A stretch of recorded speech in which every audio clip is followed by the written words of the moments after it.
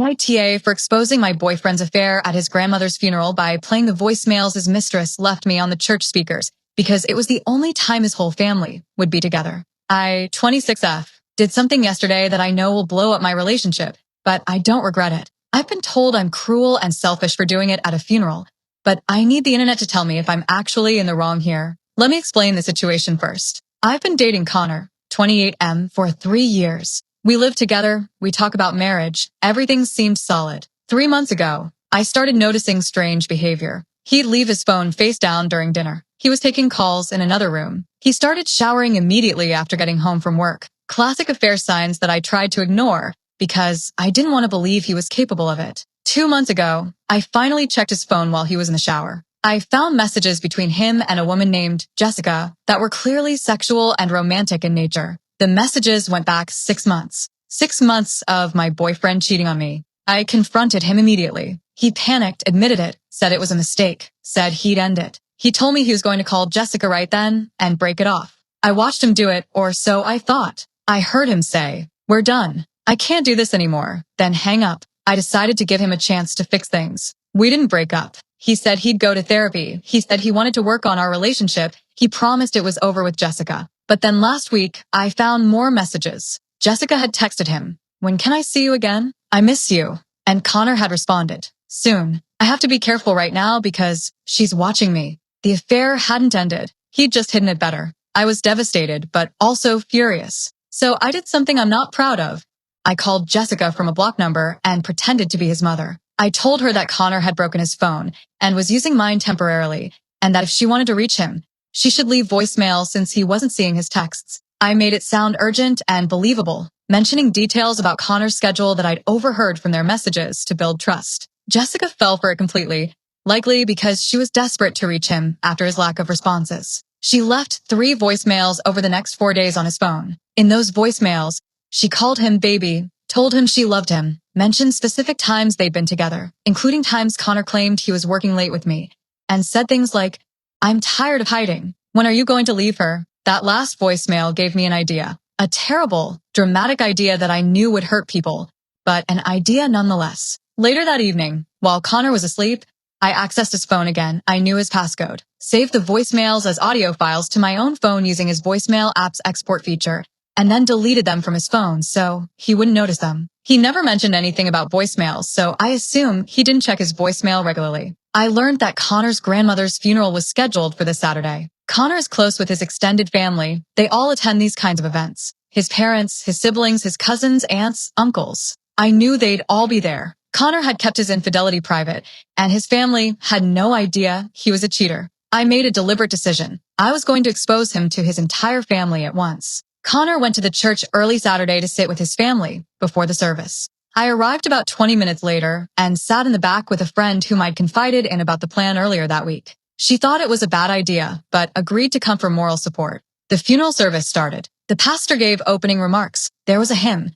Then the pastor invited family members to share memories of Connor's grandmother. His mother spoke. His uncle spoke. It was beautiful and sad. Then the pastor said, "If anyone else would like to share memories, now is the time." That's when I stood up. My heart was pounding so hard I could barely breathe. I walked to the front of the church. Connor's eyes went wide when he saw me, and I asked the pastor if I could say something. The pastor, thinking I was a family friend sharing memories, said yes and handed me the microphone. Instead of speaking, I walked to the sound system. I had researched beforehand and knew which church this was and roughly where the sound system was located. I'd visited the church the day before, pretending to be scouting for a future event, and confirmed with the sound tech, a volunteer I chatted with, that the Bluetooth was often left unlocked for guest speakers in this small church. I pulled out my phone, connected to the Bluetooth speaker system quickly, and played the 3 voicemails from Jessica that I'd saved as audio files. The first one, "Hey baby, it's me. Just calling to hear your voice. I miss you so much. Call me back when you get this."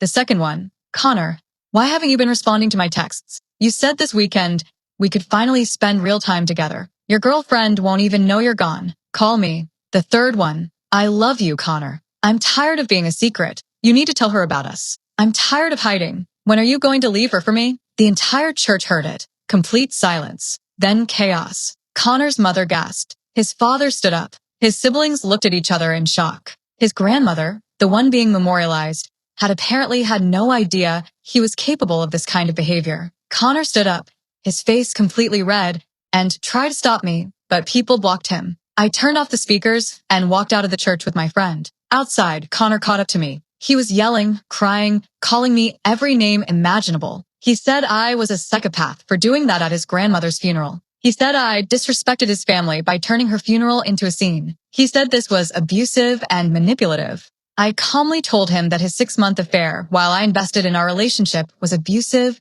and manipulative. His affair with someone trying to get him to leave me was the real betrayal. I told him I was done and that he needed to move out. He moved back to his parents' house that night, but now I'm being absolutely crucified by his family. His mother called me and said I was cruel and sadistic to expose him at his grandmother's funeral. His father said I humiliated their family at a time of grief. His sister said I weaponized technology to embarrass them all at a sacred event. Even some of my own friends are saying I crossed a line. They said while Connor is wrong for cheating, I was wrong for doing it at a funeral. They said it was disrespectful to his grandmother's memory and to the grieving family. One friend said I should have just broken up with him quietly instead of making a public scene. Another said I was just as bad as Connor because I manipulated Jessica and violated people's privacy by recording and playing voicemails. The voicemails were left for Connor on his phone. Jessica left them knowing Connor would hear them. She was trying to reach her affair partner. The only violation was that he was hearing them from his girlfriend instead of in private,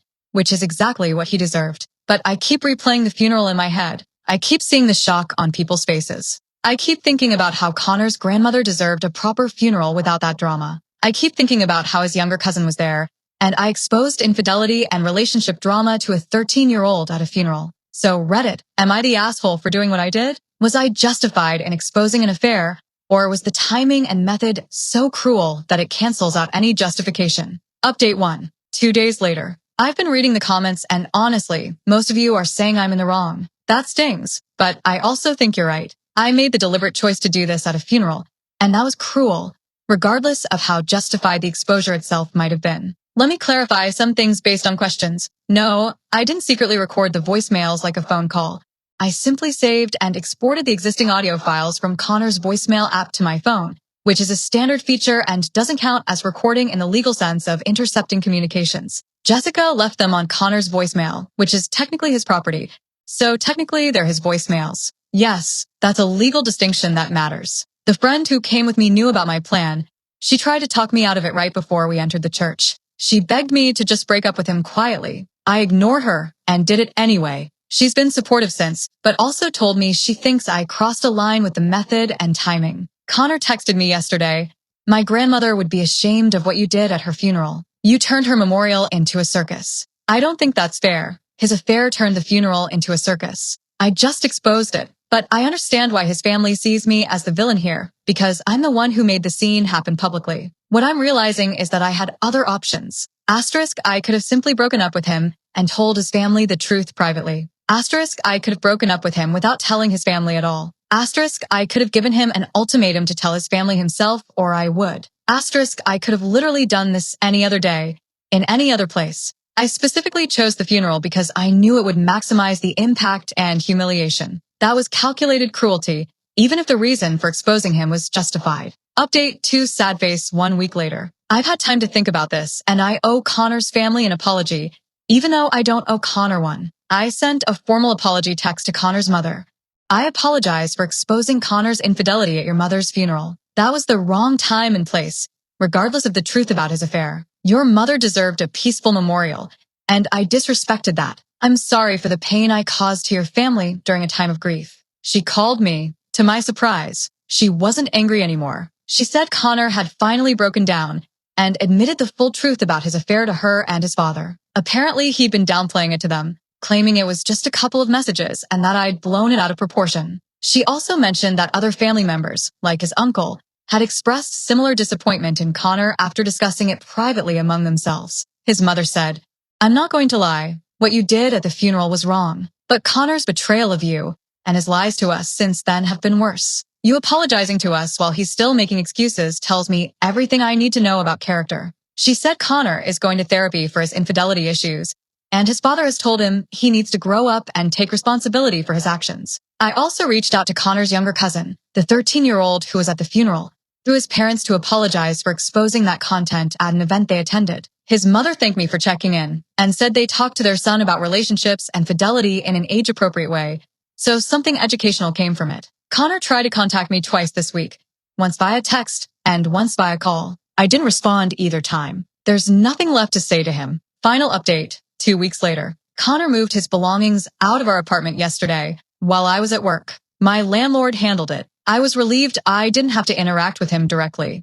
His lease wasn't on the apartment, so he had no legal claim to it. Everything was simple and clean, painful, but not complicated. I've officially ended our relationship. We're not in contact. I blocked his number after he tried calling a third time this week. As for the funeral exposure, I stand by my belief that Connor deserved to be exposed as an adulterer. I don't stand by the method or timing. It was calculated cruelty, and even though he deserved consequences, I crossed a line by weaponizing a sacred family event. The lesson I've learned is that there's a difference between exposing someone's wrongdoing and humiliating them. Both hurt, but one is about truth and the other is about revenge. I chose revenge, and that makes me complicit in making that funeral about me instead of about Connor's grandmother. His family didn't deserve that. His grandmother's memory didn't deserve that. And honestly, even Connor didn't deserve that level of public humiliation, no matter what he did. Justice would have been breaking up with him, telling his family the truth privately, and letting him face the natural consequences of his actions.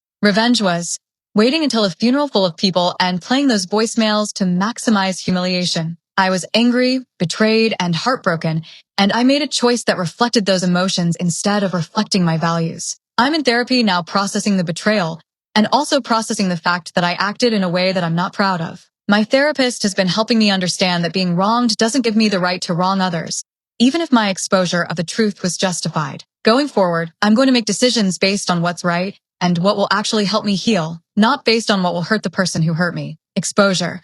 Valid public humiliation at a funeral, not valid. I was both wronged and wrong. Both things can be true. To anyone reading this, if you're in a situation where you've discovered infidelity, expose the truth, absolutely. But do it in a way that reflects who you want to be, not in a way that reflects your anger. The truth will come out either way. How you deliver it matters. I wish I'd known that before Saturday.